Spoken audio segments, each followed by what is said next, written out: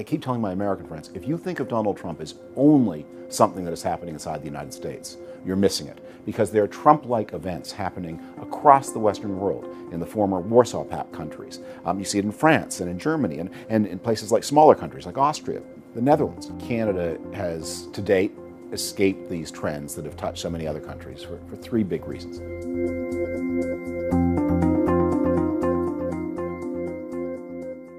The first is that Canada was touched more lightly by the Great Recession than almost any other developed country. Canada was the first country to return to pre-crisis levels of employment, the first developed country to return to pre-crisis levels of output. So it did that remarkably fast. The Great Recession was a painful event here, but it was not a cataclysmic event. I think the second reason is Canada, when you look at the different income levels and compare them across the OECD, Canada's had about the best performing middle class. Germany and Australia are also in the mix. Everybody else is far behind. Canadians, earning about the center income have since from 2000 to 2015 gotten better off, which is not the case in the United Kingdom or the United States. So that sense of optimism, a belief that the system is working, that's very true for a lot of middle-class Canadians. And the last thing is I think Canada's had a uniquely successful experience with immigration.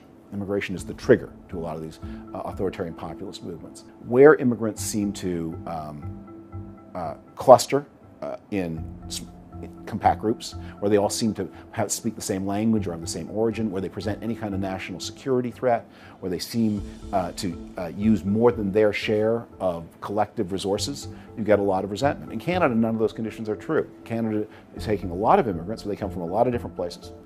They tend to arrive in the top half of the income distribution, so they kick in more than they take out. There has been very little experience of political radicalism or lawlessness. I don't think that's in the nature of things. I think that there's some good luck there. I mean, what happened in the Great Recession, that was mostly luck. There's some good policy. That's why the Canadian middle class has done well. There's some very good policy, which is why immigration has been a success in Canada in a way it hasn't been in other countries. But all of these things can be tampered with. It really worries me that the present federal government is talking about doubling immigration flows. I think they're tempting fate there. When your policy is working, you don't say, let's do twice as much of it and see if it works twice as well. I think you sort of say, okay, steady as she goes.